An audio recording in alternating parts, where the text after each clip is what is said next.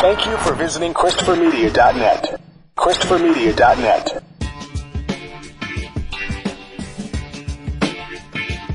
From Asthmacore Studios near Detroit, Michigan, it's Unregimented. Gangsters, what's up, guys? And now, here are your hosts. Welcome to Unregimented number 300. Chris. I'm Aaron. And I'm Rich. 300 episodes. Yes. And Rich pointed out that when because we took a break, I guess. I mean, I don't know if we ever thought that we would come back to the show, but we did. Yeah. And that was right around 150. And now we've got another 150 episodes. But the timeline's all fucked up, isn't it? Yeah, we took a 9-month sabbatical. Was that it? Yeah, it was like almost to the day. It was November 23rd, 2015, and then we came back August 20th, 2016. Well, it's taken us a lot more time than to rack up another 150 episodes than from our first 150. Yeah, like 3 years. It's 29. Yeah. 9 minus 6 is 3, Chris. So, yes. Yeah, 3 years to get up to another 150. But we also used to remember back in the day, we used to cut them in half. And we'd do 2 at once, or two during the week. Right. Now we just give you here. It's a whole big ass taking it, whether you like it or not, all at once. Well, there's just not a good spot to chop the conversation in half. When does that ever happen in real life? Sure, things come up. You might be, deep in a conversation with a friend or a relative or somebody, and then something comes up and you're interrupted. And if it's really important, you can get back to that. But it's not like you just go, okay, where were we last time? And, every conversation is like a new conversation. So it just never felt right, either trying to find an arbitrary point to chop a conversation in half, or what's even worse is trying to plan for it. Now, I know this is what people do when they do podcasts and all different other types of entertainment. You plan things out so you have a certain length, and maybe you have to hit some ads or something like that. But isn't that the great beauty of this form, is that it can be whatever we want it to be? Yes. And if we decide that we don't want to chop it up or put an ad somewhere in the middle, that we just want it to flow straight through the way it happened in real time with, I tell you, very little editing goes into this show. I think there's a lot of shows on this network that just have the attitude of it'll take as long as it takes. Right. I know that Todd likes to put like around an hour cap on his show, but he'll go over a little bit. I think you guys pretty much kind of do that with the Weedsman, don't you? Weedsman is definitely more formatted. I go in with at least a plan. It might get dashed against the nugs, but and go asunder. But at least there's an outline. We have less than that here. We have like 3-4 bullet points and see what comes out. Well, and then there's the epic 7-hour Conan the Barbarian podcast on the projection booth. Right. Followed closely by, and believe it or not, I actually listened to, I think it's about a little over 6 hours of the Mad Max episode. Wow. I think I listened to it straight through one day. Like I put it on and just never turned it off. Just went about what I was doing listening to it. So. Wow. I guess those got to be movies Mike really liked when he was a kid. Except for Beyond Thunderdome, yes. Because I could probably be part of a 7-hour Back to the Future podcast. I get it, Mike, but it's we kind of adhere to the rule that Rob C. Mary told me that was kind of over there at the projection booth when they first started. It's like Fight Club; it goes on for as long as it needs to go on. Well, yeah, and but they have guests and everything, and I think he had like 3-4 interviews during the Mad Max one. I know he interviewed one of the actors, I think a producer. He might even have had George Miller. I can't remember. It's been a minute. But yeah, we kind of have long-winded podcasts on this network for the most part. Yeah.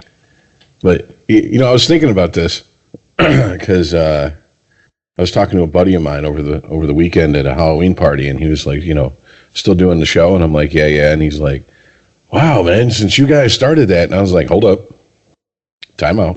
There's no, we guys started this. Chris, Aaron, and somebody else started it, and he's like, oh, you weren't there from the first episode? I'm like, I think I showed up episode 8, and he's like, really? I thought you were there from the beginning. I'm like, no. So if you think you're a real Unregimented fan, who was the first person? Third caller wins nothing. That's what we got to give you. Well, you were like that. You were like the guest star that comes in like midway season 1 and ends up really hitting it off and becoming a regular, and people just always assume that dude was always on the show. I'm the fucking Urkel of this show. Yeah, exactly. You watch those first few episodes and you're like, oh, they really didn't know what they had at that time. Oh, Christ. Yeah, you can't. Number 8 You were was like- your first one. You coming to the show was like Michael Scott getting hair transplants. You're Michael Scott's hair transplants. That's what you are. I'm trying to think. You had three guys originally, and then I came in. So there's 4 hosts, and Jay came in, so there's 5. Todd was there for a minute, so there's 6, and then Eric was there for a minute, there's 7. Am I missing anybody? For a minute, but like one show. Eric did one show and agreed to do it, and then it never materialized. So, is he Was it like only one show? I thought he did like a handful of shows. He's like Pete Best. Hey. He was around for like a second. He was like on a single, and then like didn't work out after that. But yeah, it's kind of strange because, like I said, I was at that party, and they're like, "So you still doing it?" Yeah. How long you been doing it? I'm like, over 5 years now. They're like, "Holy shit!" I'm like, "Yeah, I know. It sounds like a prison sentence." Right. How long you got in? 5 years. I've seen some shit, man. Let me tell you. We have seen some shit in 5 years. Think about where we were 5 years ago politically versus now. Yeah, exactly. Not just, I mean, everything, not just politically. That's true. Oh. Well, one of the first shows I did with you guys was the day Robin Williams killed himself. I think that was the first show because that's the one where you came over in like historical rain. No, that wasn't the first. That wasn't the very first show. That was one of the first shows because I'd been to your place before, and it took me 5 hours to get from 9 Mile and Telegraph to your house. Yeah, I remember getting on the highway and seeing a car float about 100 yards in front of me across the highway sideways. I was like, "What's about to happen?" Yeah, that was. Jesus, that was bad. You got a ticket from St. Clair Shores that day? Thank you. I don't work for him. Don't blame me. But yeah, it's been. If any one of us could say that we would predict that we were sitting where we're at 5 years from now, with the president we have, with the nonsense that we've seen, with the people that have died, we would be so full of shit our eyes would be brown. There's no fucking way. Seriously, did we think Trump would be president? No. Unregimented. ChristopherMedia.net. ChristopherMedia.net. Unregimented. If you would have told me 5 years ago that there's going to be a Watchmen TV show and I would watch it and enjoy it very much, I would be like, bullshit, dude. Yeah, especially considering it has hardly anybody, at least the first episode, from the movie. I mean, they're just moving the... Yeah, what they make reference to, what's his name, Veet, whatever the billionaire guy is. They show the comedian in that animated part. There's definitely a reference, multiple references to Rorschach. They show you a fuzzy screenshot of Dr. Manhattan on Mars. Yeah. Was he actually in the shot? I just remember seeing the city that he had built. Yeah, you could see a little blue speck. Oh, okay. Yeah, because I was like, why are they showing? And I was like, oh, there's a blue speck. Kind of sticks out on a red planet. So I was like, oh, okay, I got what they're doing here. They're showing that he's still around, setting up so he can come into the future, which if he's not at some point somehow involved with this season, I'd be shocked. Well, I guess we're going to find out, I imagine, but I'm thinking that these little sprinkles are all that we're really going to get, because at least from what's his name, Damon Lindelof, is that right? Lindenhoff, I think. Lindenhoff, something like that. The writer and director of at least the first episode. He seems to want to just tell a story that exists in this world. He has no interest in telling a story about Rorschach. He wants to tell a story about the people who were influenced by Rorschach, I guess. But, before we dive into this, though, just to back up a little bit, I mean, this idea that there was a Watchmen TV show is just kind of ludicrous, right? It so doesn't need to happen. And it directly goes against the wishes of, well, at least one of the original creators. Dave Gibbons, the artist, is on board. He's even an executive producer of this show. But Alan Moore, the writer, has been very vocal in saying that, the 12 issues that we did of this book, that is the Watchmen. There is no more story. Well, Alan Moore doesn't like any adaptation of anything he does. No, I don't think I've ever heard him praise any adaptation. He's a very particular writer.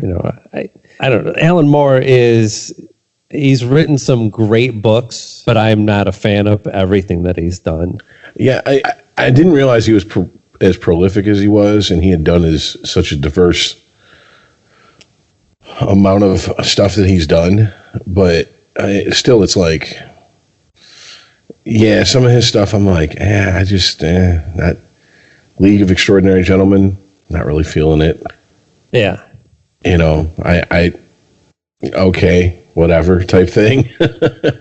Never a big Swamp Thing fan, and he did a run on Swamp Thing, I believe. Oh, his Swamp Thing's great. I'd highly recommend it. See, to me, that would have to be a situation where he has to elevate the material. Just by virtue of him being there. Well, that's the thing especially with comics. It's always about the writer. I follow a few characters, but it's all about what the writer can do. A good writer can do anything, not do anything, but it can do something with any character. But it's kind of ridiculous anyway. I don't mean to get off on a Alan Moore tangent, because he wasn't any part of this show. And it's kind of ridiculous that we have, it was ridiculous that we had sequels in the comics even. DC started doing the after Watchmen or before Watchmen or something like that. I think they did before Watchmen, and now they're doing essentially after Watchmen, which is combining it all into the rest of the universe. And it's completely unnecessary. They have it's not like they need these characters, right? What do they need these characters for? These characters were analogs of DC characters. We got the Owl in Watchmen because originally the story was written for Blue Beetle, and then DC was like, we don't want our characters to get like rapey and shit and like do sex. Like, we'd rather you play, make up your own characters. And that's why DC owned the Charlton characters as well, that they bought, and basically just bought them out to buy out the competition. I don't think they had any ideas for like reprinting those comics, but those characters were just sitting there. And that's how we got, they was offered those characters, and then they ended up adapting those characters into, like, The Question was one of them that he ended up making into Rorschach. So these are original creations of Alan Moore's, all of these characters. But they're just stand-ins for other versions of these superheroes in the DC universe. So it is kind of like, okay, I understand that you wrote this thing and you want to have control over it, but you don't have complete control over it. And also, it's not like it's a completely original creation. You were just riffing off of other characters. The story is completely original. the characters are like amalgams of things that already existed. Well, I will say that I think it's interesting that they keep, obviously there's only been one episode, so we'll see how far they take it, but that they made a point at least 3 or 4 times through the first episode of saying that there's going to be in the world of Watchmen, there's going to be a made-for TV miniseries about the first group of Watchmen. Right, I think that's our story within a story. Yeah. Much like the... What was Black the Pearl? No, Black No, I'm thinking fucking Black Pearl. That's fucking Pirates of the Caribbean. Jesus Christ. There's the Black Freighter, wasn't it? That was it. That's it, yes. Okay. So yeah, I think that's what this reality, which I think is perfect. You know, the pirate story in Watchmen existed to, that story was interwoven into the Watchmen story because that's what all the public was reading. You know, it wasn't. I mean, it might have been in there because Alan Moore liked pirate stories. It may have been, but the conceit for the story was that, and I think this is because superheroes, people wearing capes, were actually real. That people weren't fantasizing about them in comics.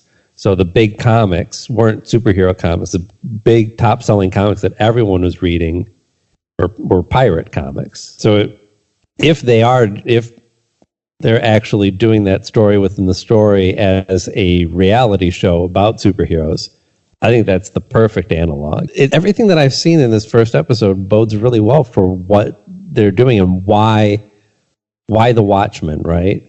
It's not necessarily that this story couldn't be told without all these ties to the Watchmen, but I don't know if it could have been told as effectively. And I don't know. I think that's I don't know what I'm trying to say there. Pass. Well, I will say this. I've come to realize this about myself when it comes to these type of shows or this type of fiction. I get really interested in the lore surrounding these worlds, especially like alternate history type stuff. That's why I'm into Fallout, because there's a clear point in the lore of Fallout where instead of developing the transistor, they just never did. And so everything is still running on tubes, and then eventually they go to nuclear, and fusion technology and et cetera, et cetera. And for whatever reason, they kind of get stuck in this 1950s mentality where everything still looks like it's from the 50s in the 2080s, But a lot of the same stuff happens, it just doesn't happen in the same timeline. The moon landing, et cetera, et cetera. So I've always been interested in the lore and the backstory of stuff like this, and this is one of those shows that I could see myself getting lost down the rabbit hole real easy. Yeah, I was trying not to notice that stuff so much. I mean, it's there, it's present. Everyone's driving electric cars, and yet nobody has smartphones. So there's very obvious things that will stick out to you that this is not. This is our world gone down a parallel path, right? Where things just kind of happened in a different order that changed things in little ways. But it's not supposed to change it in really big ways, because the big story in Watchmen was the Cold War, was the fear of blowing up the planet, was the fear of what does a regular person do in the face of nuclear war? How do you even deal with that? And if the first episode of the Watchmen TV show is going to be a representation of the whole season, which I would imagine it is because they set up a lot in it, this is all going to be about race relations in America. So I think these little tweaks to things that just tell us that this isn't quite our world are just... I mean, it's all there to just abstract it just enough so that we can maybe just be comfortable watching it, right? And just watch what happens and not say, well, what is he trying to say here? How does this apply to what we're seeing in the news today? If this was a full-on, like it's a contemporary show, you get the feeling that it's supposed to take place at this time in America, but it's not like it's telling stories ripped from the headlines. And we have shows like that, and they end up, just being like just overproduced after-school specials for adults, like This Is Us.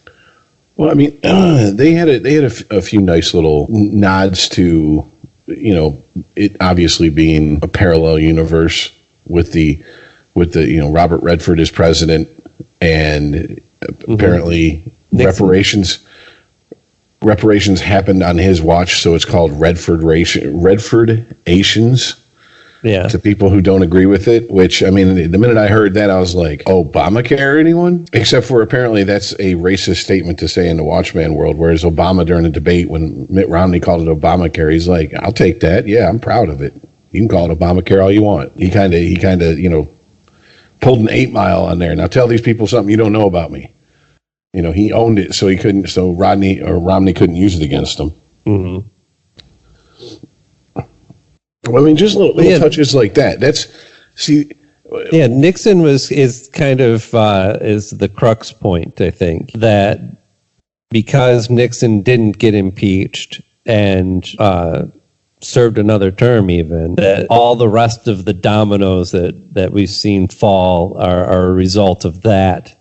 That's that point where the Watchmen universe diverted from the universe that we know. Well, because going back further, pre-Nixon, they don't change anything.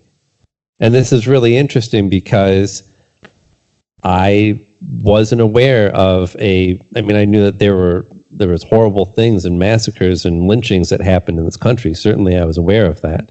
I wasn't aware of this particular incident in Tulsa that they depict at the beginning of the show. And I watched it thinking that, so he's going back and doing alternate history all the way back in American history, only to find out afterwards, no. The events that were depicted in that opening scene in Tulsa, Oklahoma, all happened. That it wasn't just let's, quote unquote, string up some black people. There's a whole town, and they just said, well, let's just bomb them. Let's just fly planes over the town, bomb the whole place, and shoot everybody that comes out running. And also, here's a little fact for you. So the actual very first scene is the silent movie, right? Mm-hmm.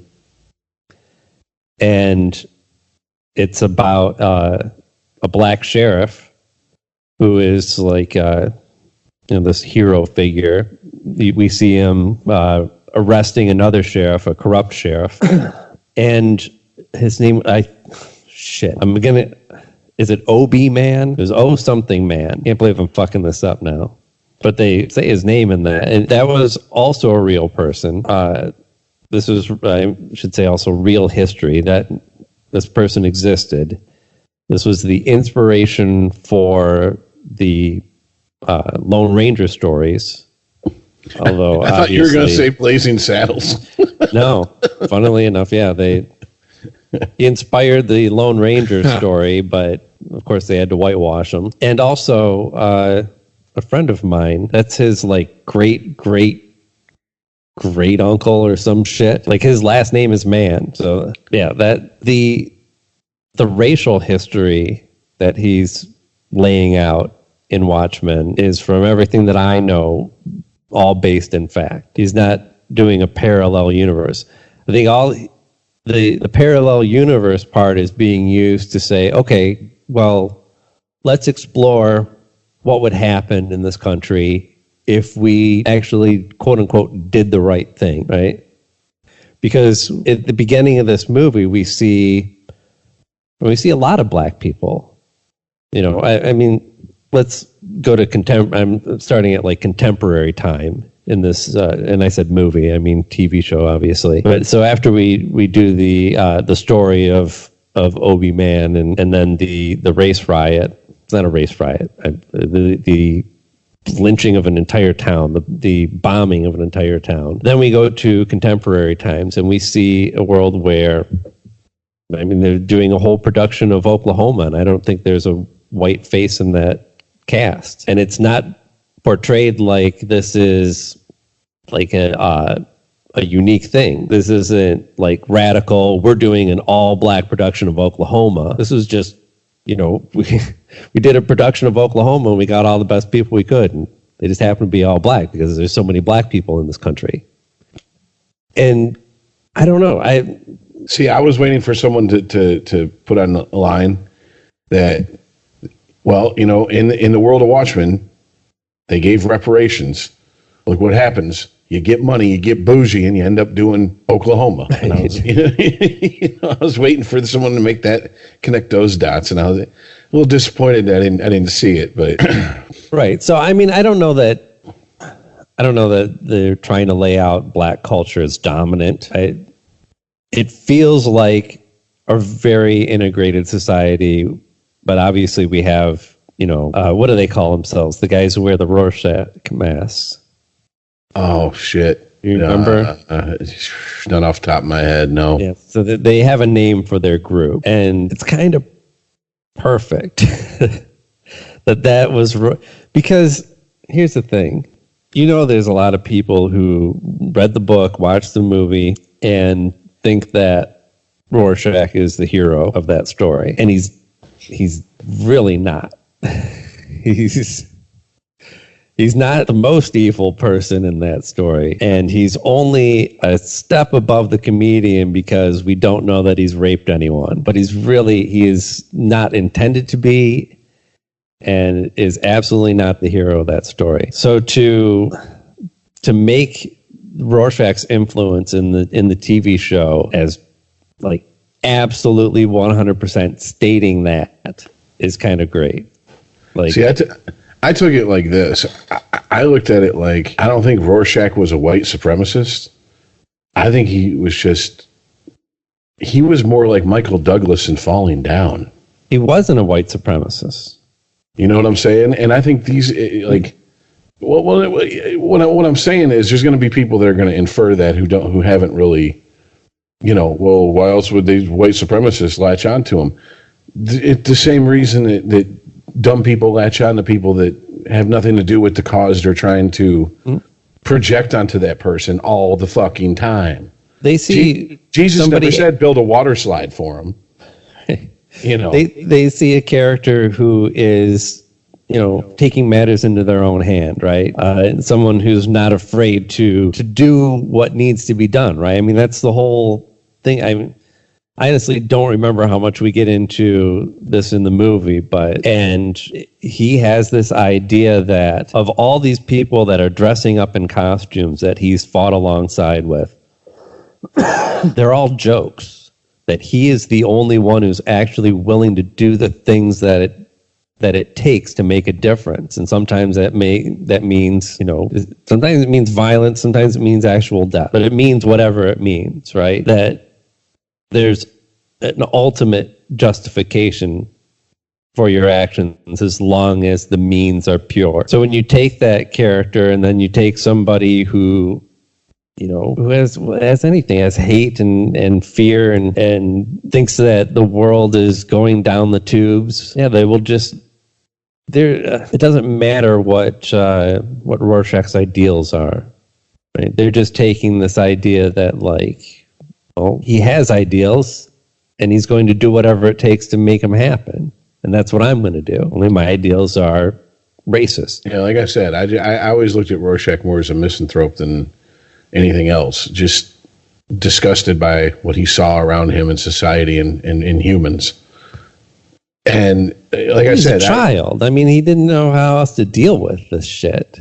Like I go back to, I remember there was a split second where there was like a little bit of a blurb about, and this is when the alt-right was first coming into public consciousness, before it was like everything's alt-right that you don't like. And apparently people were making memes of, like I said, Michael Douglas's character from Fallen Down. And this person in this article just destroyed anyone who thinks that, okay, if you think that he is on your side just because you agree with the fact that he's fed up and he was like, fuck it, you're missing the point. In fact, when he runs into a fucking neo-Nazi, he goes, I'm an American, you're a sick fuck. And then he kills the guy. He's like, You know what I'm saying? I that's what these people that are wearing the Rorschach mask remind me of. They just yes, you're not getting it here, which to me is apt because that happens every day. Like I said, I see it every day with people who,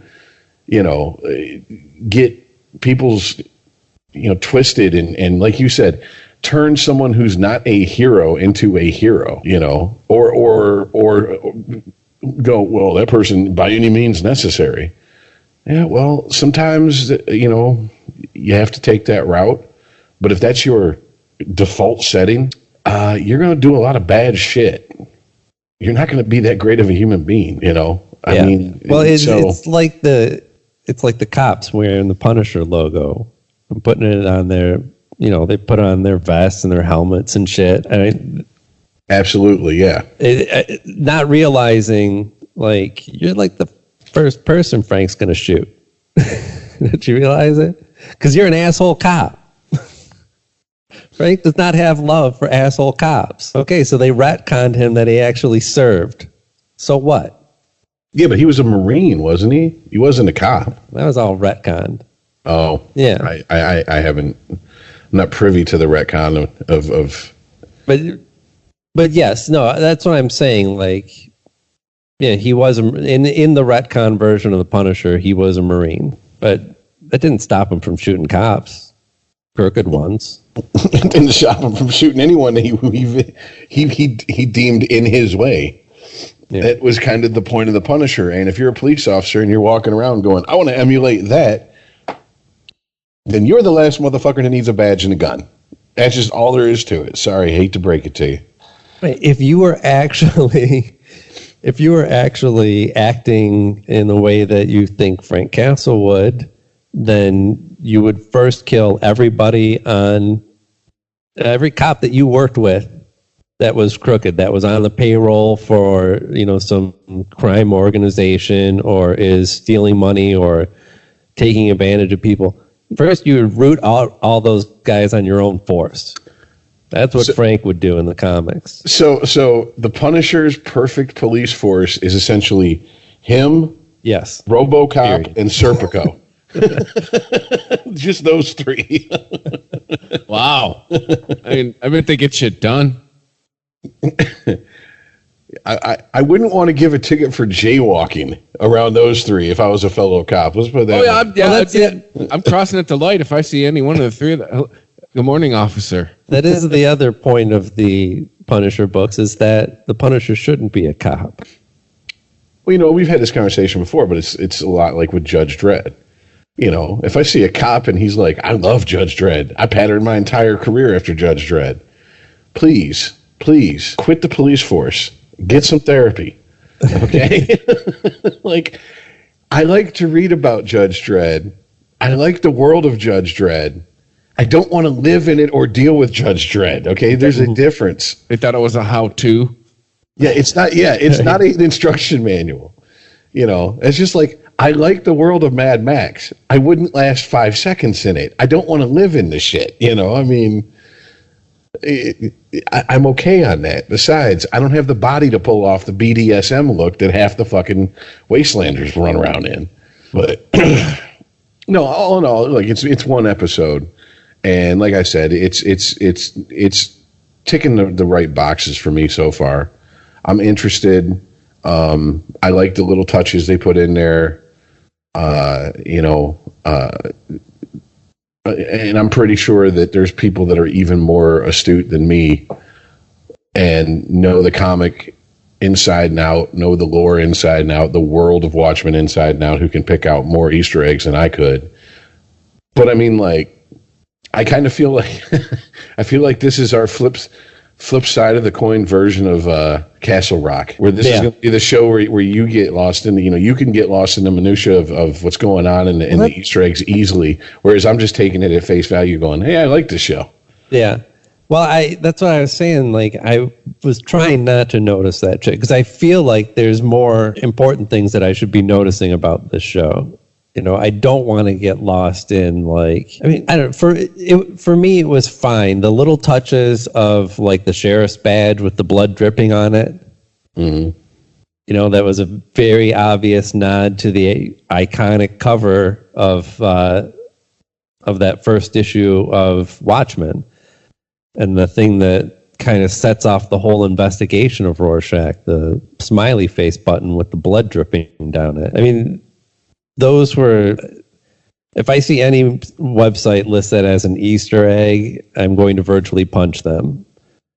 Because that was like screaming bullhorn in your face. This is what you're like. This is the Watchmen universe. This is like Watchmen. Well, I mean, an Easter egg you're supposed to go on a hunt for. That's a little too on the nose. That's like right there in your face. This is an Easter egg that you woke up and it was already sitting on your balls. And it was 5 pounds. And impossible to miss. Worst Easter egg hunt ever. Yes. This is so on the nose that we could take a screenshot of the smiley face with the blood on it and the badge with the blood on it, show it to Chris and be like, do you see anything in common between these two pictures? And he'd be like, yeah, I have no idea what it's from, but yeah. You would say, I see what you did there. Yes. Yeah, so I'm fine with that stuff. I just, I'm not going to be looking for little things. The deep Easter eggs, I saw there were articles of like all the stuff that you probably missed and all the nods. And I'm like, yeah, all the stuff that I probably didn't care about, because again, if the only selling point on this TV show is Watchmen, then I'm out. And, it was primarily the fact that I don't know when the last time HBO's made a shitty show, one that wasn't at least worth checking out. And the previews certainly looked like everything looked beautiful. See, maybe I get to see there's some blue dick again. Yeah, that would be great. But I really feel like, as far as this one episode, I'm more than curious. And if this quality holds up for the rest of the season, then it's going to be something pretty astonishing. Yeah, I can wholeheartedly agree with that. This is something that I'm like, okay, because I was kind of on the fence. I'm like, I don't know. Like for some of the reasons that you've said, I obviously don't feel them as deep because I don't go back as far with the Watchmen comic books and everything. I came to it way later in life. So it's like I feel like I missed the boat. So I'm like, but yeah, definitely it held my interest, and I was without getting too deep into it, I was just so happy to see the next day the bitching and complaining from the usual suspects all over the place online, and I was like, yes, there we go. Everybody's pissed off, nobody's happy. Well, it's I'm sure their treatment of Rorschach probably pissed off a lot of Rorschach fans. But then again, if you think about the influence on the other side, I mean, what are all the cops doing? They're all hiding their identities, wearing masks. They are taking that from the superheroes. That's the quote unquote good superheroes, the guys who are supposed to be the good guys. Their influence is a police force that I don't know how you hold a police force accountable when you don't even know who the fuck they are. And, that's an obvious theme in the Watchmen universe, though. Who watches the Watchmen? But, this idea that just because Rorschach, the guys who are wearing the Rorschach masks are murderers and racists, right? We understand that much. That doesn't mean that everybody on the other side fighting them are the good guys either. I have no idea what you guys just talked about. Wasn't there like a Watchmen movie in like the 90s? Yeah. Try about 10 years ago, but yeah. Not in the 90s, but might as well be the 90s if it was over 10 years ago. Well, the Watchmen movie took the story and adapted it. This is saying this is the Watchmen universe, and it's now some 30 years later from the story that we originally heard or watched or read. Gotcha. So it's a continuation of the story. Yeah, kind of. It's like an homage. I'm just waiting for Silicon Valley. Doesn't that start next Sunday? Yeah, the last season of it. Unregimented. ChristopherMedia.net. ChristopherMedia.net. Unregimented. I know the new Star Wars trailer came out, and I haven't seen it yet. Yeah, people seemed really excited about the Star Wars trailer. Of course, they do every Star Wars trailer. I watched and I was like, yeah, it seems like it's going to be a Star Wars movie. What that trailer told me was that I'm definitely going to get to see if Kylo chooses a side. I'm definitely going to get to see if Rey finds out her lineage. It's the last time we're ever going to see fucking Mark Hamill again. That trailer was like, don't worry, guys. JJ's back. And he's here to tell stories the way you're used to. Well, like I said, to me, like a hamburger on a plate just handed to you. The most defining thing about this new Star Wars is when they talked to J.J. Abrams in their interview and said, how are you going to reconcile what you set up with The Force Awakens with what Rian Johnson did in The Last Jedi? And his answer was, fuck it. And I was like, right. Okay. What does that mean? Like have sex with it, or like just pretend it never happened?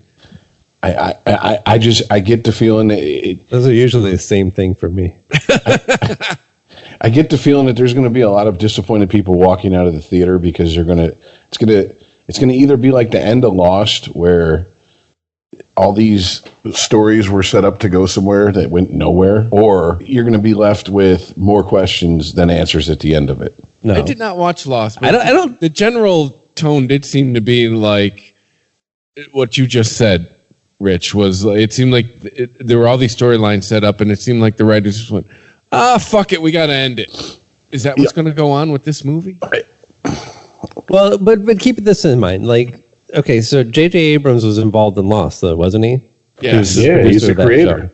Now I'm scared. Okay, he's a creator of that show, but none of his other work has shown any of that same mystery that Lost was great at cultivating. Writers from that show went on to do The Leftovers, and that is definitely the thematic predecessor to Lost. I don't think it was J.J. Abrams that made Lost what it really was, other than looking really good and being a show that people wanted to watch. This was a well shot, well produced show. I do remember both me and Mandy at the end of The Leftovers. That wasn't a satisfying ending. It was okay. Really? I know you loved it. I thought it was the most satisfying ending possibly of any TV show. I would almost say it would have been Northern Exposure would have had a more satisfying ending if they actually ended it on the episode where Joel goes home and not try and drag it out for another season with Maggie trying to date Chris. I guess for us, made no sense. I guess there was in our house there was more of a that's it vibe at the end of that. There it is, yes. Yeah. Like that's how they're doing it. That's how they're choosing to end this. Like that's kind of how it felt with both me and Mandy. Like, all right, that's cool. I guess because it was it was the ending that you could have read it however you wanted to, right? I guess we're not fans of those endings. We're both like, end your fucking story. God damn it! I just invested all this time in it. Please end your fucking story. End it well. But we're simple people. I don't know. J.J. Abrams has a bad habit of taking established franchises and riffing on them and just being like, really? This is like really bad fan fiction. Like his version of Wrath of Khan, the second Star Trek he put out, where he went in interviews and said, Benedict Cumberbatch is not Khan, guys. Don't know how to break it to you. And then halfway through the movie, he's like, my name's Khan. And everyone was like, yeah, we fucking knew that. Why'd you lie to us? Right. And then on top of it, Kirk dies, saving the Enterprise, and Spock gets pissed off and yells Khan. It's like, God, Jesus. Yeah, we've all seen Wrath of Khan, dude. Like, I'm surprised you didn't have like something going in somebody's body cavity to take control of them, like the little ear mites or whatever that they. William Shatner makes a guest appearance. Yeah. Oh no! Yeah, Was he actually in it? I haven't seen it. No. Nimoy was in the first Star Trek. That's what it was. It. I think he was scheduled to be in the next one, but I think he died or was really sick. Kind of ruined it. Yeah, that's what I'm saying. Like, J.J. Abrams, I don't expect him to do anything surprising, and that's fine. I'm ready for the Skywalker shit to be done, to be over. There's a whole fucking other universe in Star Wars to explore. Yeah. And the fact I'm way more excited for The Mandalorian than I am this movie. I'm going to go see the movie, and I'm probably going to really enjoy it because it looks as beautiful as all the rest of them have been. But I want to know what else. What else? Please show me anything. It's like fucking. It's like getting on Twitter and 10 people are still talking about Harry Potter. I'm like, fucking read another book, anyone. Yeah, apparently the people who've seen some of The Mandalorian they're obviously they can't go into detail, but they're like, we all agreed, those of us who were allowed to see what we saw of it, that this is the Star Wars we've been waiting for since they announced the prequels. You know, and I will say, was the J.J. Abrams movie a little derivative? Yes, but as fans, weren't we kind of owed that a little bit after the prequels? Come on, I watched the Clone Wars or Attack of the Clones or whatever the fuck that was way too long. Yeah, that was kind of the purpose of having JJ in the seat for that. But come on, as fans, you kind of owed it to us. Give us a little derivative. Give us a little bit. Hey, remember the Tank Cantina bar? You know, come on. That first trilogy was a piece of shit. Or the prequels, dude.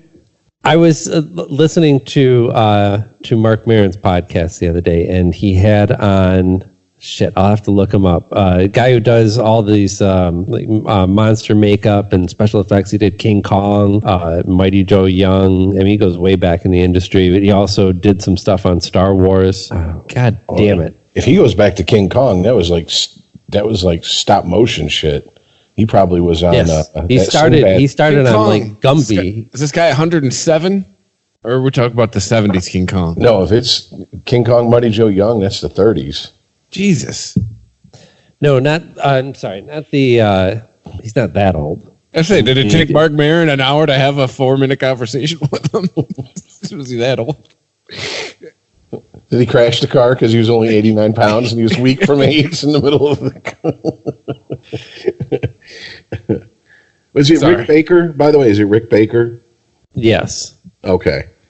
I think he worked on the 70s and yes. 2000s King Kong. Yeah, Rick Baker's done a little bit of everything. Right. So he did in the cantina scene there was 2 monsters that he did, and one of them was the vampire looking dude. Mm-hmm. Or not the vampire, the devil. Which looked like the bad guy from Clash of the Titans. Yeah, which I think he worked on as well. Probably. It was that, and there was like a werewolf dude or something like that. There were two there's 2 just kind of generic monsters that are in the cantina scene, and he says that he got called in late on the movie, and they were like, yeah, we really want to fill up this cantina with a lot of crazy creatures. We just don't have enough. So we just do whatever you want, go crazy. And he's like, all right. And he's like, I'm just throwing in generic monsters for the background. And then he watched the movie and he's like, oh God, he like really focused on him. Like, they might make a toy out of this. That's horrible. I actually knew that this was going to be in a shot for more than 3 seconds. I would have gave him something different, but he's just like, do devil, werewolf, vampire, you're a zombie. All right, go on, guys, get out there. Yeah, I got try not to get in front of the cameras too much. I got news for you.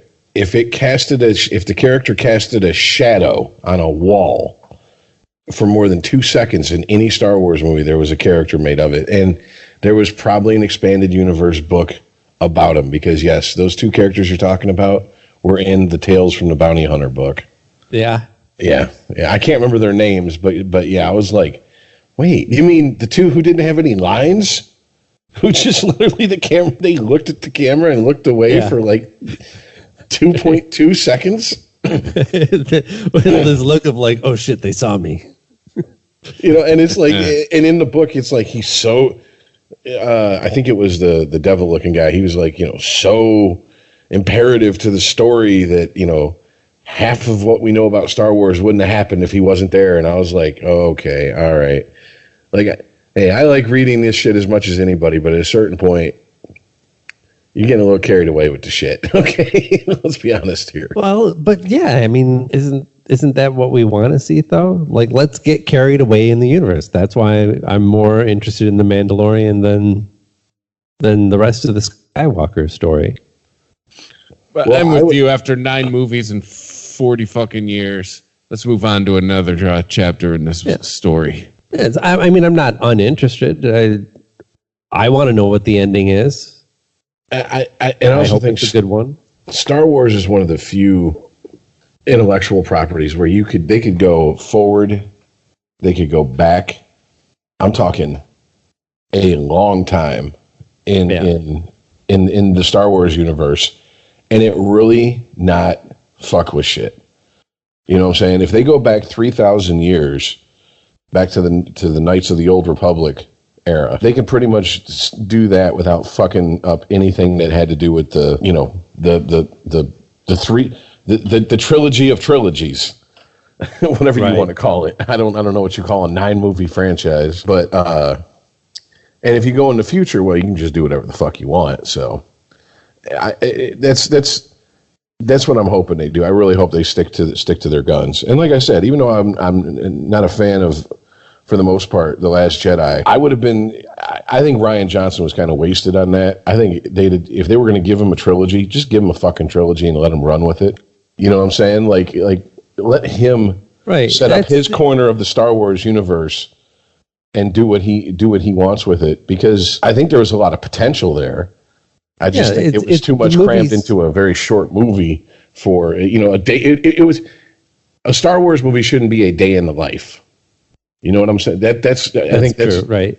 And that's what that movie really felt like, because it happened over like a 12-hour, 24-hour period in the movie. I mean, it was just like that. That's what threw me for a loop. I was like, is this a stopgap episode?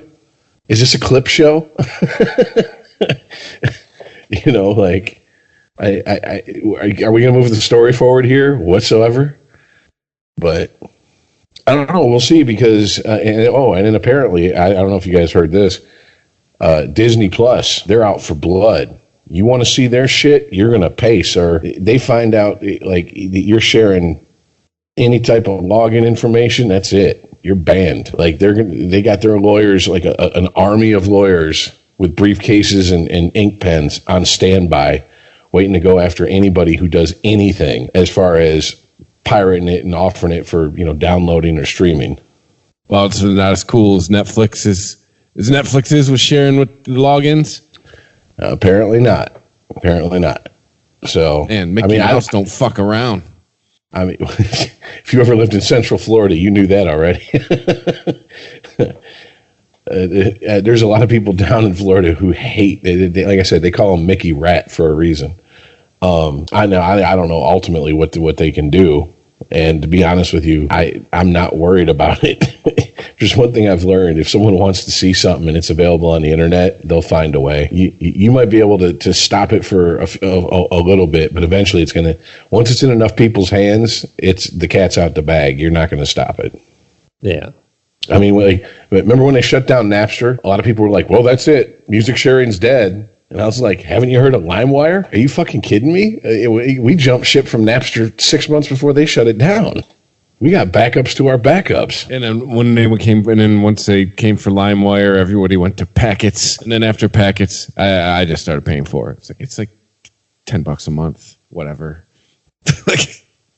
Speaking of music, Disney. Well, I was gonna say Disney did they spent like 3 hours on Twitter for their Disney Plus feed and just tweeted out everything that's going to be on their streaming service. And it was a lot of shit, but I don't know if it had the effect that they thought it would, because you scroll through it and you're just like, wow, Disney has a lot of dumb shit. There's going to be a lot of just crap movies. I didn't know they made so many Airbuds. What the fuck is going on? Airbud 7? Airbud 7, The Reckoning. Isn't that dog dead yet? Airbud 8, Airbud in the hood. Yeah, right. He's got a hat on backwards, sunglasses, got little dog Jordans on. It would be Buds in the hood and be with a Z. And it'd be D-A hood, yes. Yes. Yeah, you didn't know Airbud is like the Leprechaun franchise? There's a million of them motherfuckers, man. I just keep going, who watches this shit? They made a lot of Leprechaun movies. Oh, yeah. There's Leprechaun in the hood. That's where I got the Airbud in the hood. There's Leprechaun in space. There's back to the hood. Back to the number 2, the hood. You know, it's like, wait, once wasn't enough. Must we visit again? You know, just they made so many of these fucking things. They had to go back to the urban theme. There are 7 of these fucking movies. I told you. Leprechaun, Leprechaun 2, Leprechaun 3, Leprechaun 4, In Space, Leprechaun in the Hood, Leprechaun Back to the Hood, and then Leprechaun Origins. Oh, of course. These movies span from 1993 to 2014. And the only thing I can think of anytime I see any Leprechaun movie is that news broadcast where they go to like Alabama and it's like an all black neighborhood and they're like, residents in this neighborhood are reporting seeing a leprechaun in a tree, and the lady goes, could be a crackhead, got hold of some bad shit. And the old guy comes out and he's like, and it's just obviously a piece of pipe with a hole in it. He's like, this is a special Irish whistle because my great grandfather was Irish. Haven't you heard of Black Irish? So, you know, and blah, blah, blah, blah. And I'm just like, oh my God. That newscast is just gold. Because it's like, come on, dude. That had to be scripted. Especially the guy was like, anybody see the leprechaun? Anybody see the leprechaun? Yeah. Say, hey! Yeah, no, that is a YouTube classic. Yes, it is. I want to know where the gold at. That's what I want. Where the Give gold me the at. gold. I want the gold. I still say that news channel, that had to be scripted. They had to put them up to it. Like, come on, guys, play up for the cameras. It's St. Patrick's Day. Come on. If I recall, it's a small town in Alabama or Mississippi, so maybe not. Just saying. Gives the town something to do. Everyone got on the news. But yeah, what was the one dude that was talking about what the fuck was it? People were putting whistles in their tailpipe. Oh, Bub Rub. It's that woo woo. Yeah. And neighbors complain, it wakes me up. That's only early in the morning. You're supposed to be up anyways having breakfast. It's that woo woo. Yeah.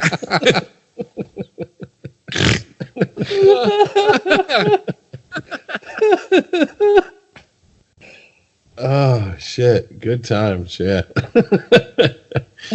Didn't Drew and Mike actually call Bub Rub? Like, I believe they did. A few times. To go back that far? Yeah, oh yeah.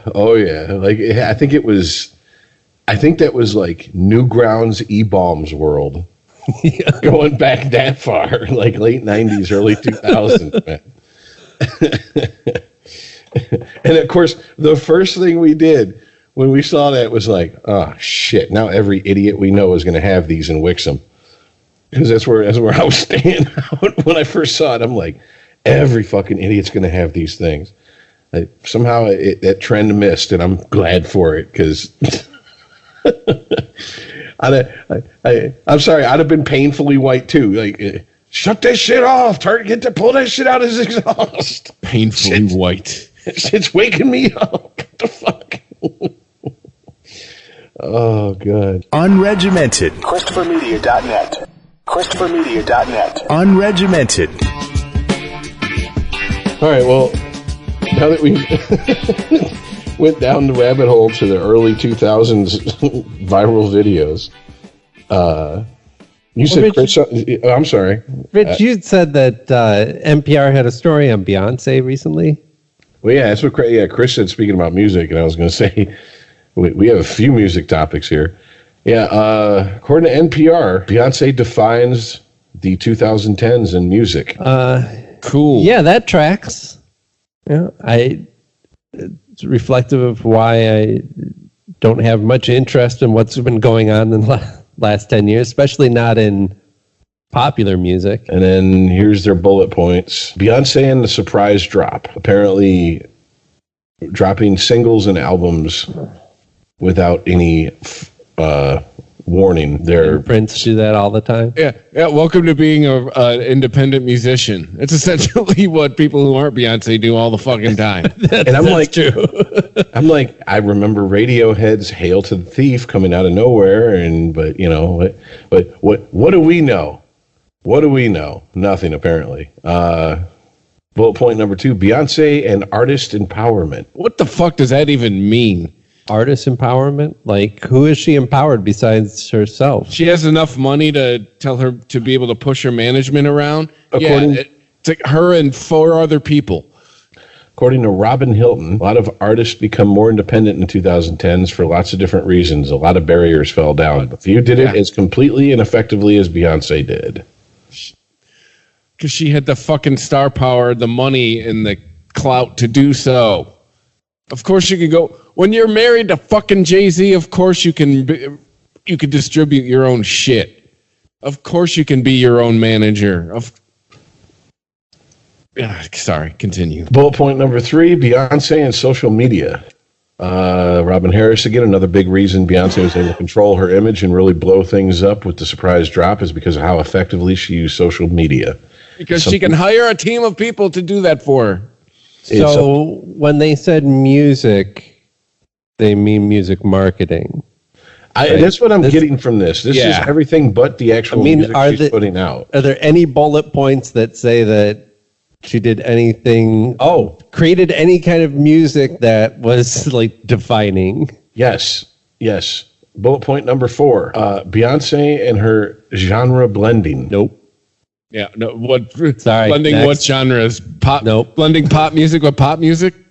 I'm looking here. It says that her album Lemonade really doubled down on the genre blending, starting with a country song called Daddy Lessons. That album is a piece of shit. It is, and this is, emphasis is theirs, not mine. It is so country, and it's good.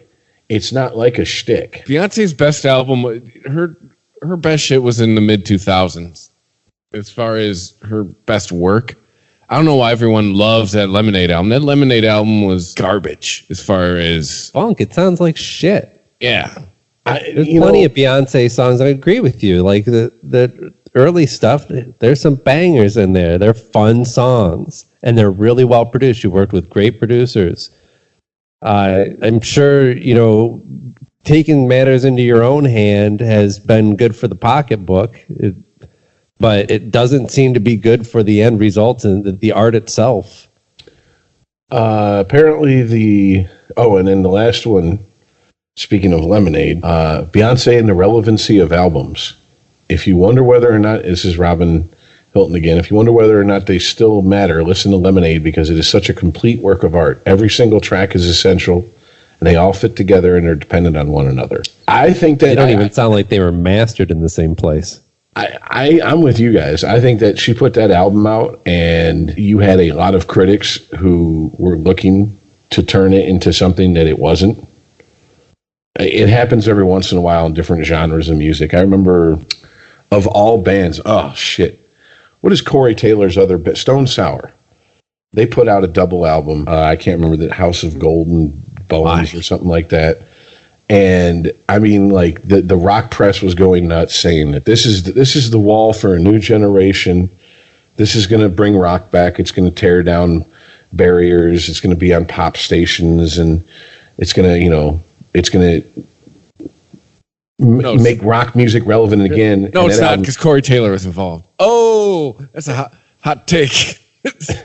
And that album came and went, and besides a handful of friends I have who bought into the hype, I didn't know anyone else who even brought it up. That guy is a guy that I don't know why everyone sucks that guy's dick. That guy is not that great. That guy is an average. Is it because, whoa, the guy from Slipknot can sing? Is that his whole shtick? Oh, he can sing too. Is that the appeal? He sings, he writes. When I say writes, I don't mean just music. Like, he's an actual published writer. He tries to come off as a Renaissance man, like jack of all trades, master of none, maybe. And I think a lot of people buy into it. And like, apparently he's got his fingers in comic books, and he was in that Repo, the Genetic Opera, which I had friends that were just like, you got to see this movie. And I'm like, it's a musical with metal. No, thank you. First of all, two things that I'm really not huge fans of anymore. Oh, I was never really a big fan of musicals, but like when we first met, Rich, that sounds like something I would have been into. Now, watch my needle not move. No, thank you. But I mean, I read an article about the 3 biggest selling metal / rock acts that aren't considered like classic rock or bands that came out of the ashes of other bands. So no U2, no Foo Fighters, etc., etc. Are Slipknot, Five Finger Death Punch, and Nickelback. Those are the 3 biggest selling rock acts of the last decade. So when that is your competition, ew. And when that is I say to that list, ew. When that's your competition for the top of the charts, no wonder Beyonce's held up as like the shining example of the 2010s. I was gonna say, were we talking shit about Beyonce? Are they still playing her shit though? I mean, I know everyone thinks that Lemonade is some phenomenal album, but why are they still playing all of her old shit on the radio then? Well, I say the one radio station the wife and I have a consensus on when we're in the car together is 105.1, because it essentially plays all the R&B and rap from when we were in high school. And all the Beyonce shit I hear on there, it's all the old shit. It's Crazy in Love. It's Single Ladies. It's not any of this shit it's supposed to be from the greatest album of all time, Lemonade. Right. This is just like Kanye. Every time he puts out an album, everyone's like, oh, it's greatest shit ever. But every time I hear his shit on the radio, it's from 10 years ago. Yeah. Like, I think people are still... Sure, people, they're still doing well because they perform and people want to go out and support them and they want to see him do the old shit. Or that type of event album where it's like, like Michael Jackson released event albums. Like it or not, Guns N' Roses' Abuse Your Delusion 1 and 2 was an event drop. Oh, hell yeah, it was. I remember that was a big fucking deal. There was midnight releases. MTV had like a midnight fucking special about it. Radio station, fuck hell yeah, it was. Huge. Snoop Dogg's first album was an event album. I mean, like these, what do we really have these days that are event albums? The album format as far as pop is pretty much dead. Everything's streaming. Well, you can't do it. Well, that's the thing. You just said it. You can't do that anymore. Well, why am I going to go out to the record store at midnight? Cool. I can download it at 12:01. All right. Like you've taken a little bit of the whole mystique, the whole mystique away from it. Going out at midnight the night before it comes out isn't a big deal anymore. Oh, okay. I'm sorry. I just read this quote from. Hold on a sec. Rodney Carmichael. No idea who this is, but this is about the Beyonce Lemonade album, and I think this is where this shows what this last decade's been about. The fact that the album Lemonade inspired the level of discourse around it that it required the creation of a syllabi, thank you, in honor of the album, which were really serious by academics who research and break down pop culture, and her references were so deep in this album. There was just so much material that you could use to contextualize the music. And the accompanying film project, which I didn't even know existed. So there you go. But right there, in the first line, this album inspired a level of discourse. Yeah. We've been spending all decade trying to start conversations and have discourse. And it's really a damn shame that the band Live released white discussion in the 90s because it really fits this decade. Look where all this talking got us, baby. Like, everyone says this album is great, can shove it up their ass. You know why? Because if this album is so great, like this article is claiming, why isn't half of it part of the public conscious? Why do the three of us, why do we not know the words to like 3 of these songs, even though we fucking hate it? Why does my mom not know it? You know what I'm saying? Why does my 9-year-old fucking nephew, for an album to be on the level that they're equating this album to be, it's got to be like Beatles level shit. You know what I'm saying?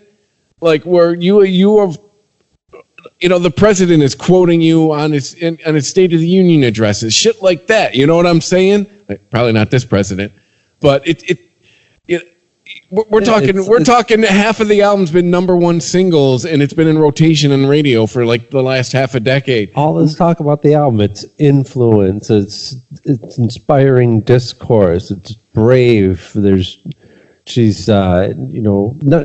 None of these apply to the music itself. Yeah. Where's all this praise for, like, anything on there? The production, the vocals, the writing. Yeah. The performance.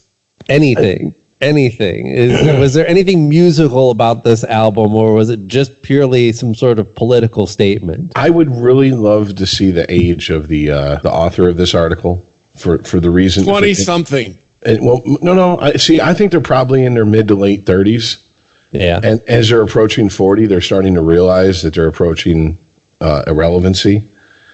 And because, let's be honest, the generation after us didn't have, like, we were kind of that last generation where we had collective experiences even if we weren't into the shit. Meaning, we all know at least a verse from Ice Ice Baby. We all know Mariah Carey songs and that we never owned the album. You know what I'm saying? We can tell you shit about, when people released albums and they were event albums, they were actually event albums that pop culture was experiencing at once. Everything's so fragmented and I can't believe I'm about to make this example, but it's true. I know all the words to all those shitty Nickelback songs that were hits for fucking a year and a half. You know what I'm saying? Like, I don't own those. I don't own that music, but I know the words to the hooks. I can tell you this. I didn't know Nickelback released the album after 2007. I couldn't tell you one song they wrote. Rockstar is the last song I remember, and that was like 2006, 2007. I couldn't tell you one thing they've done since then. I own 0 Linkin Park CDs, but I know the words I know the hooks to the big hits. Like, that's what happens, kids. But yeah, because people still listen to it. They still want to hear those songs. I think this is the logical ratio of, we're talking about this music as much as people are actively listening to it. Whereas Beyonce probably has the widest discrepancy on that ratio of how many articles and tweets are written about this album versus how many times people have actually listened to it. I bet you there's not another album that exists now. Probably beat out every Gigi Allen record and the Flaming Lips Zyreeka. I know, if you like it, then you should have put a ring on it. Everyone talks about and no one's actually listened to. Well, that's what I'm saying. Like, I think that this group is sitting here going, okay, this was our decade where we came to prominence. Millennials was a phrase we barely knew January 1st, 2010. True. And now it's a fucking, it's been beaten, raped, and left for dead on Main Street. It's Gen Z's turn. And I think they're looking for some sort of collective experience to gather around. And this writer's trying to, like, rally the troops and say, Beyonce's Lemonade album. And it's like, dude, no. I'm sorry, no. I mean, I still think an argument can be made that album is representative of, and her career in general is representative of the last 10 years of music and in culture, because it's been just a chaotic mess, hasn't it? Right? That album, the way it's described certainly even is like, it starts out with country ballad. And like, does this album even know what it is? Is it just throwing everything at the wall and hoping something sticks to the charts? Yeah. By the way, where was the accusations of cultural appropriations when she put out a country song? Yeah. Well, come on. With white people's history with music, can we really make that argument? Well, there was accusations of cultural appropriation against Justin Timberlake because he put out a country song. And I'm like, he's from Tennessee. Yeah, right. What was Georgia mad? Like, is that not deep south enough for you? He's got to fuck his cousin on CMT or something? Is that what you need? I don't know. But I'm just saying, like, I know if you like it, then you should have put a ring on it. I couldn't tell you the hook on one song off of Lemonade. Maybe the dirty little secret of Lemonade is it's not that good. Oh, I said it. Well, when I read that article saying that Five Finger Death Punch is, one of the best-selling artists of this last decade, I'm sitting here going, I can't tell you one Five Finger Death Punch song that's not a cover. I know they did House of the Rising Sun, and they just covered Blue on Black. I don't know anything else by them. Ew. And they did, first of all, the original song sucked. And then they covered Bad Company by Bad Company. First of all, yep. I hate that original song. But two is, I think that song was a hit because the video had a military theme. So if you talk shit about that song, you now hate America. How are you going to cover the band's theme song? Every superhero needs a theme. Needs theme music, man. That was their theme song. I mean, it was about their fucking band. How do you cover that song? What is the point of covering that song? They gave it, like I said, a military theme because I work with a few gentlemen who were in the military around that time, and it seems to be kind of like it was kind of the your company is what your fucking. I don't even know what your platoon. Yeah, it's military structure. Company is part of it. Yes. But Five Finger Death Punch is a band that sounds to me like I was talking to the guy I work with a few months ago about this. I said I'm getting old because to me it sounds like the same producer has been producing all of the same rock bands since like 2010. If I heard a Five Finger Death Punch song, it's probably some other band, but to me it sounds like Five Finger Death Punch because they all got the same guitar, they all got the same drums, they all got the vocalist who's got in the same range. They seem to be the template for rock music because apparently it sells. Well, I mean that's there you go. I honestly, there's a few bands and albums that stick out, but this has not been a great decade for music. No. Like, I mean, pop music is a barren wasteland at this point. Oh, I wouldn't say it's been a bad decade for music in general, just popular music. Yeah, it's been. Country just decided to be, I mean, they just gave up any pretense of being country and just decided to be pop. I mean, when you think about it, Taylor Swift used to be considered country. They took out a steel guitar and mixed down the acoustic guitar, and now she's a pop singer. That's true. And she first with the same songs.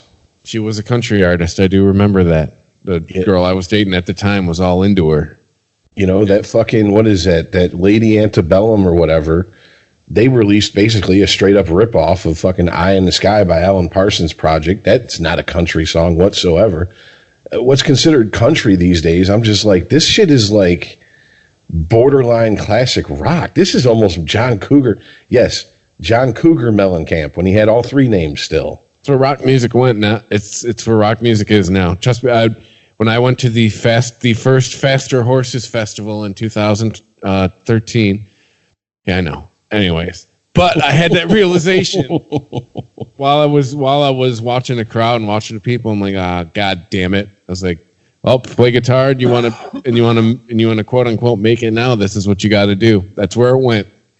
If you're still playing one of those real instruments like an old fogey, it was a joke when Cartman said it 15 years ago on South Park. Now it's true. Guitars are for old people. But that's where rock music went, man. It's country now. Well, even if you look at like just a rock guitarist who everyone is like, not everyone, but a lot of people around the industry will name as like, oh, he's the new hotness.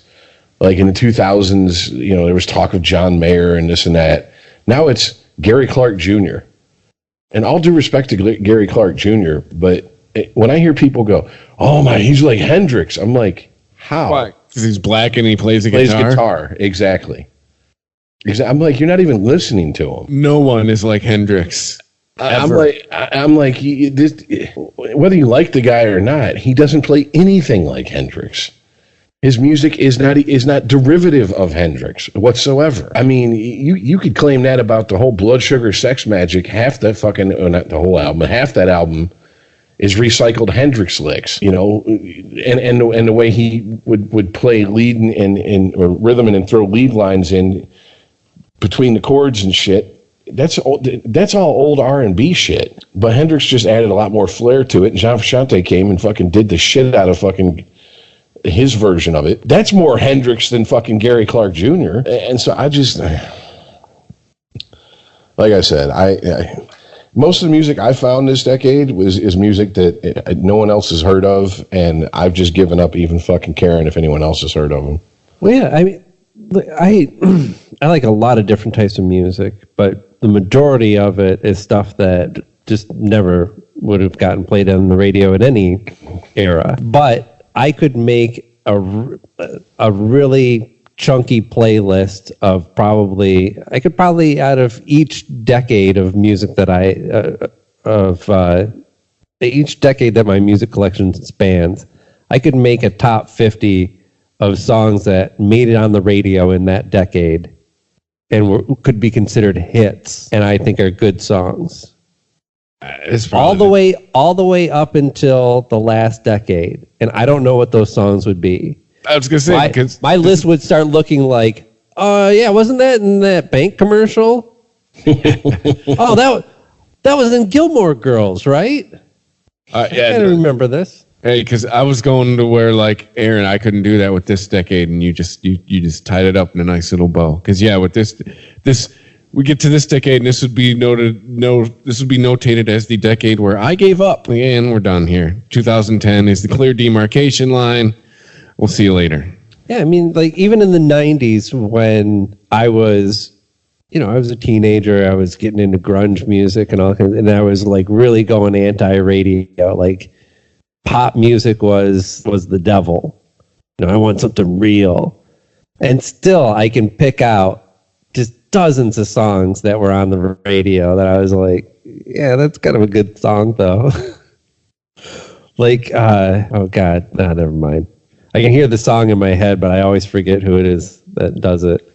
Well, having this conversation with a few musician friends last weekend, I'm like, what band came out this decade that blew you away, that is in the public consciousness? I'm not talking about the band you found on Spotify. I'm not talking about the side project of some guy who was the rhythm guitar player in Sparta, and you're really into it, and he sold 5 albums out the back of his fucking trunk. I'm talking, what name that band. And like one guy who was Fun. I'm like, Fun? The band Fun. The band who hasn't had a hit in 8 years. They came out, they dropped, what was it, in 2012, they dropped like 2-3 singles. One was a big hit that I think it's like even earlier, I think it's like 2010. Okay. And then where are they at? Exactly. One guy's fucking Lena Dunham. That's about it. Ew. But that's beside the point. I mean, seriously, and someone was like, well, what about oh shit, who just played the Super Bowl last year? Oh, Travis. No. What's his nuts? Oh, Maroon 5. Yeah, I'm like, oh Jesus. I'm like, okay. Besides moves like Jagger, what hit did they have in this decade? They started their halftime show literally with the first 3 songs off their first album that came out in 2002. Yeah. They started off with Harder to Breathe. They went into This Love. And then their other Sunday Morning or whatever. Literally, the first 3 albums on the first 3 songs on their first album. I mean, like, they're the rock band that defined the decade. I think the biggest single of this last decade was Royals by Lorde. Ugh. I mean, you can but when I actually found out that she writes and produces her own shit, I was like, oh. Is that why it sucks? I'll give you points for that. I remember. At least you don't have 10 writers and 4 producers to put out. Really? You needed. Freddie Mercury wrote fucking Bohemian Rhapsody with 3 other guys. I'll give you Lorde. I mean, I don't listen to her music, but I have heard it and said, I think she's doing something interesting, at least. Royals, I think, Royals offends me on a personal level, I guess. Offends me as a producer. I was like, this was a hit. There's nothing to it. And I guess that's what, sometimes the best stuff is, I get it. Sometimes, yes, less is more. I get it. I've heard it a million times. But, it's like, yeah. See, I misread that song. I thought that song was taking the piss out of hip-hop culture. And then I found... Maybe it is. Well, then I found out what she said the song is about, and I'm like, you have to be shitting me. Taking the music out of music.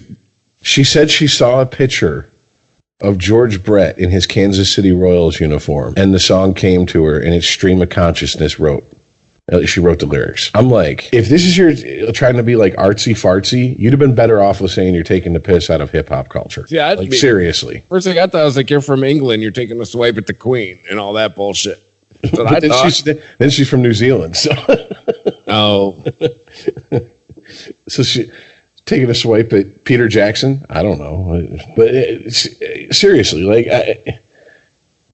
you saw a picture of George Brett in his Kansas City Royals uniform. Well, I'll never be a baseball player. Let's write a song about that. And I'm like, what? Okay, all right. So what? If it was like Kirk Gibson, would the song be "We Would Never Be Tigers"?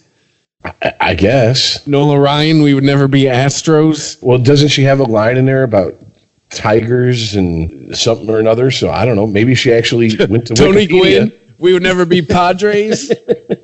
Maybe she went to Wikipedia and saw the Tigers were in the same division as the Royals and said, and by the way, I'll throw Tigers in there. People know about sports. Those were hilarious, by the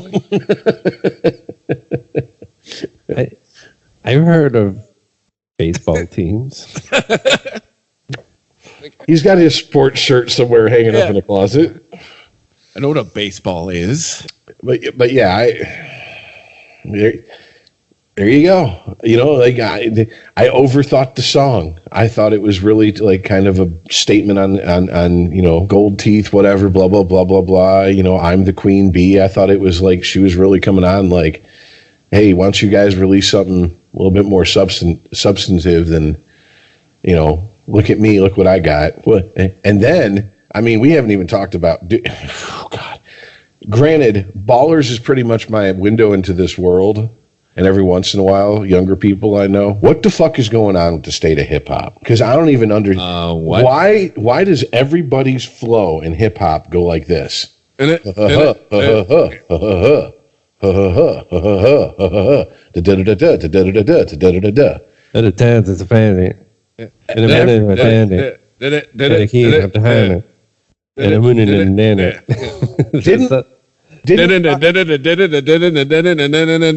nigga fast. And I mean, didn't Rakim put that to death? That white boy herky jerky delivery. Mandy watches like what the fuck is that show called? I don't know. There's something on Netflix right now. It's got Cardi B and T.I. and something, which I call it Black American Idol. And then there's something, the rap game. There's something on like Wii or one of them, and she watches them. And yeah, it's like I'm like, they're all doing the same fucking flow, like everything. It's all the same flow, and the beats suck now, dude. But we should just call this one "Get Off My Lawn," guys. By the way, the flows are all the same. I actually had a hip hop fan try to defend it and compare it. They said it's a deconstruction of hip hop. Hip hop's become bloated like rock was in the 70s.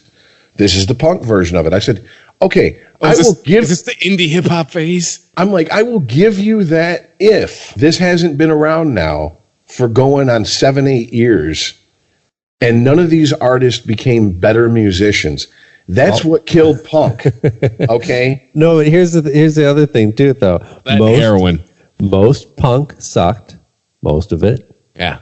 Most of it sucked. The shit that actually got on the radio was the worst of it. And it remained a viable subgenre forever. I mean, it pops up, bands like Green Day get popular, or I don't know who else might consider themselves punk. But like Blink 182 is the one, right? Is the band that everyone's like, I'm punk. I like Blink 182. I'm like, no, you're fucking not. But just like metal, it doesn't go anywhere. It just goes underground. Like there's still punk bands all over the world, metal bands all over the world performing. They have their their followings. Some of them even manage to make a living off of this shit. But most of them probably still have to have a side job. But if you go back and look at the guys in the bands that were lumped in it, rightfully or wrong, were lumped in as punk, especially in New York and the CBGB's type scene. You got Talking Heads, you got Television, you got Blondie. All those bands had musicians who got better at their instruments over time and branched out into different types of music to varying degrees of success critically and musically. I've yet to hear any fucking mumble rapper break through the mumble rap ceiling and like become like, oh, I get it now. Like David Byrne did with world music or anything like that. Yeah, call me when you reconstruct it.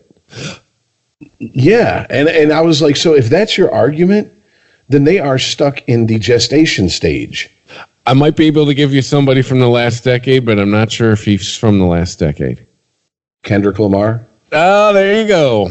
But Kendrick Lamar, I don't think was ever considered a mumble rapper. I just meant in general with this whole conversation, somebody from the last decade who was actually good. Kendrick Lamar gets held up quite a bit by a lot. We're only talking popular music. There's plenty of them.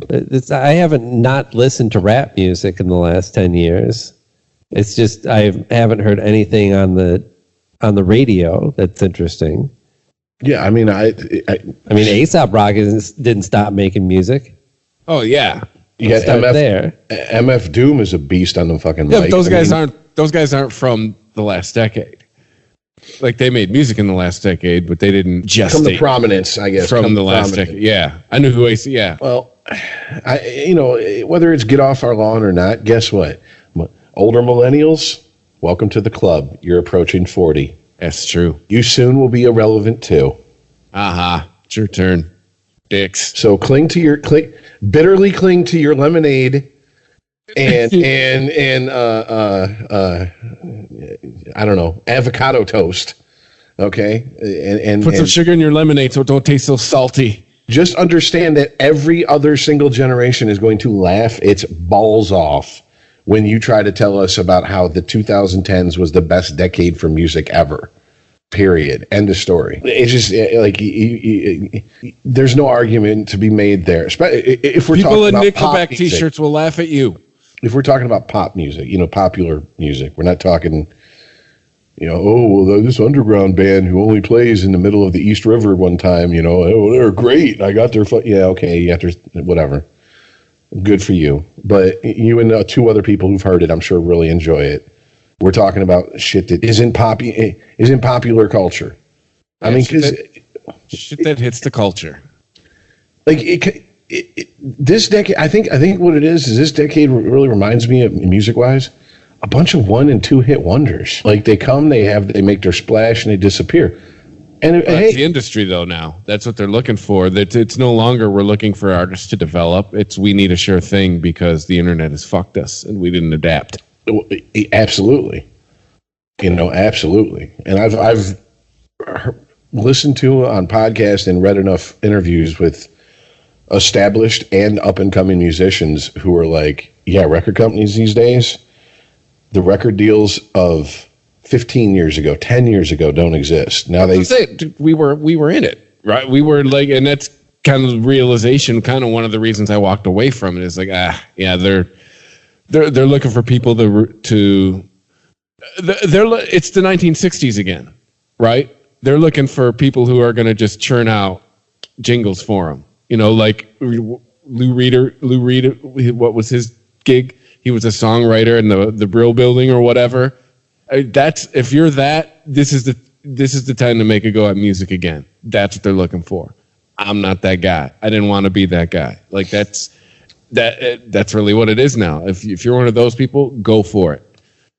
I'm talking more about the record deals where the record companies come in and go. That's how you get them now. We offer you one record deal. It's a 360 record deal. That's what they call it. We get a cut of every single thing you do.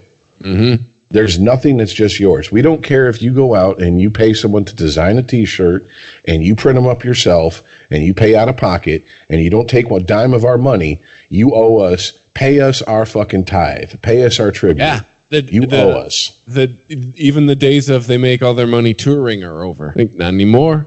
Like I've been hearing a lot of musician interviews lately. Like, yeah, they're like, yeah, that shit's gone now too. Because what you just said, record companies need to stay relevant. Because of the internet, there's no more gatekeepers. So, yeah, they need their tithe. Well, guess what? You don't make all your money touring anymore. You now make 80% of it. Well, good times.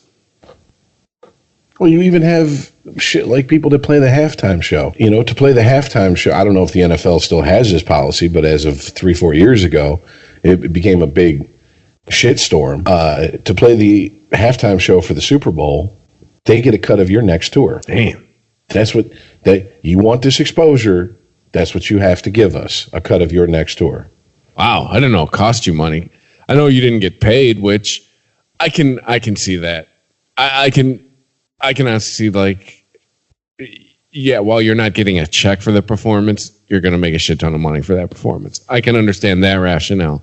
But damn, the fact that it's going to cost you money, the fact that your next tour, you got to break off a little piece for Bobby G and his gang of thugs? I don't know. That's bullshit either way, though. The NFL makes so much fucking money, and they can't pay the artist that plays halftime. Because my other thing with it, too, is at this point, if you're big enough to play the Super Bowl halftime show, you can afford the free gig. It's not like they're snapping up the local indie band from the city they have the Super Bowl in and go, hey, guys, you're on at halftime.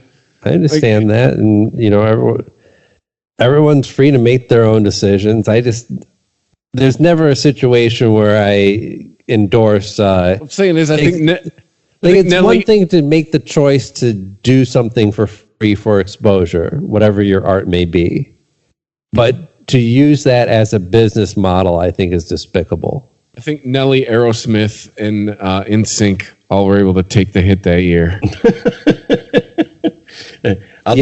But they I'll also take 3 were artists chosen, who are no longer around for 200, Alex. Yeah. They were also chosen because they were going to the eyeballs were going to continue to watch. I see the eyeballs are already there. The eyeballs are already there, but they could tune out. And if you don't book somebody big for your halftime show, then you can't charge as much for your advertisements. So they're making money off those artist performance and saying that they have to play for free for the exposure. That's bullshit. Well, the artists generally do see the uptick I don't even think they argue it's an exposure thing at that point, because again, if you're that big to be on the NFL's radar to play this thing, exposure. Advertisement is advertising. Doesn't matter how they're selling Coke a bunch of albums. They're selling a bunch of albums the next day. And probably for the next week, like they're making their money off of it. Like I said, it's not like they're picking up. Like I said, hey, we're looking for. They're not going to dive bar scouting out talent a week before this thing. You know, they're not changing somebody's life. It's somebody's life who's they're firmly ensconced in this industry already. They're already moving units. Is besides the point. How much money they make, if they see an increase or decrease in sales, if their tour is better because of it, all of that's besides the point. It's just an artist performing, somebody else is making money off of their performance, and it's not them. That's just bullshit. But they're getting a whole bunch of album sales for the next week that the NFL's not getting the cut of. So I mean, that's the tit for tat. I understand why people make the decision to do it. I can understand that there's situations, there's artists that it's going to be beneficial for them to do that. Sure. I'm just saying, as a business practice, it's despicable. Well, don't hold me to it. I do think that maybe it's been changed because, like I said, when that came out, about getting a cut of their next tour and them not paying the artist for the playing halftime. There was quite the, the usual suspects, the Twitter outrage suspects. And, the NFL, they've taken some hits as far as the PR department in the last 5-6 years, pretty bad. I mean, between guys beating their wives on camera and the whole Colin Kaepernick kneeling thing and et cetera, and they probably just were like, oh, okay, well, we used to do that. We don't do it anymore, though. So don't be mad at us now. I could totally see the NFL doing that because they have no spine. The NFL is, in my opinion, it goes pretty much three worst organizations in sports: FIFA / the World Cup people, the Olympics, and the NFL. Damn. I would throw the NCAA in there, but the NCAA... So I put the NCAA before the NFL. But the only reason I put the NFL there is even though they don't have that FIFA reach or that Olympic reach, they do have reach outside of the United States, whereas the NCAA pretty much does not. I've never heard anyone in another country get excited about college football here unless they were born here and moved to another country. Like, ever. So the NCAA systematically abuses a free labor force. I mean, that's... For ranking atrocities. No, I'm right there with you, but the NFL gets away with a lot of bullshit on that fucking worldwide scale. But that's what we were just talking about with the artists, the musical acts and at the halftime. I mean, it's the same situation. They're just doing it once a year. It's the same situation if the NCAA were getting paid. I guess that's. Because that's the thing, is like I said, the caliber of artist that's doing the halftime show, they're gonna be all right with missing the gig check on this one. Because it's already somebody who is like they're already moving units. They're already in the national consciousness. We already know who they are. But that's a faulty argument. You can't use that to justify the behavior of the NCAA because you could easily write this off as just look. They're not getting paid, but what if they could go to the NBA, or they could get an endorsement, or it's they're gonna be all right anyway. That's totally besides the point. Thing is, they can't get an endorsement while they're in the NCAA. They can't do anything. They can do anything to make money. They can do it in California now. It's starting in 2023. Well, still, I mean, look, man, when you're taking money out of someone else's pocket via change is going to come slow. All right. If this was putting money in the NCAA's pocket, this would already have been in effect. It'd be retroactive. Look, I'm not trying to make this a super serious issue. I'm just trying to say that if you have principles, you have principles, and they don't shift based on how much somebody's paycheck is. If I have principles that I think that artists should be paid for their work, that still applies to Beyonce, even though whether or not she plays the halftime show is not really going to make a big difference to her bank account. I get what you're saying, but I guess as I'm just saying, I understand their rationale behind it. I don't understand the NFL's rationale. I understand the artist's rationale behind it. I think the NFL has nothing but justification for bad behavior, where an artist can say, well, it sucks, but this is a system, and I'm going to make it work for me. Yeah, why the fuck not? Ride that gravy train, get what you can out of it, and then dispose of it like it will dispose of you. And then jump off before it crashes. Yeah, exactly. Cool. Thanks for the money. I'm out. Well, I think it also kind of makes sure that you're not going to have any acts for the Super Bowl halftime show that aren't. If the policy still is, you got to give a cut of your next tour. If that is still their policy, you're not going to have any acts in there that are going to be like kind of questionable. You know what I'm saying? Like, these are people who are, we're going to go on tour and we're going to fucking sell a lot of tickets on this tour. So obviously the NFL is going. Let's put it this way: Post Malone ain't playing the halftime show. Say Tekashi 6ix9ine is not going to be playing the 2020 halftime show. Rich? No, because half the NFL would shoot his ass for snitching. Give him a microphone at halftime. How much business is he going to put out there on Front Street? 300 episodes. Dawn. one person I can say, Dawn probably has perfect attendance on the episodes.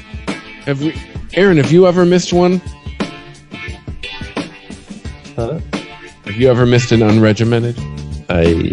Yeah. All right. Pretty sure. So Dawn's got perfect attendance because we've all missed at least one. Jay says, "What's up, everybody?" He wanted to be here, but he had to work. So thank you for listening. Remember, we are on blah blah blah on Twitter at unregimentedpod. The email is unregimented@christophermedia.net. Spotify, Apple Podcasts. Those seem to be the two main vehicles now. How people are listening to us. So yeah, Spotify works on all phones. That also seems to be the main way people are listening to us. But also Google Podcasts, Spreaker, the iHeartRadio app, Stitcher's in there, making a comeback. Something called Castbox. Apparently a lot of people are listening on. So welcome, new listeners. And thank you, old listeners. Hopefully we'll be around for 300 more. Thanks for listening. We'll catch you next week. See ya. Later, guys.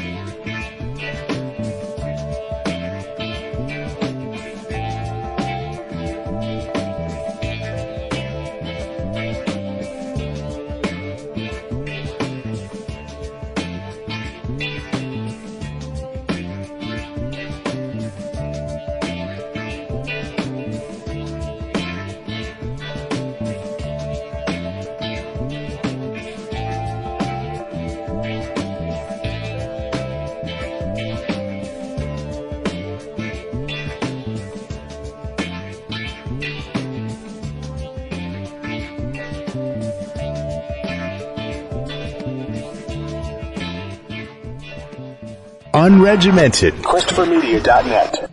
ChristopherMedia.net. If you like this show, please tell a friend. Please make sure to rate and comment on all your favorite Christopher Media shows. Please follow us on Twitter and like and share us on Facebook. You can subscribe to all ChristopherMedia.net shows for free on ChristopherMedia.net. Thank you for listening, and thank you for visiting ChristopherMedia.net.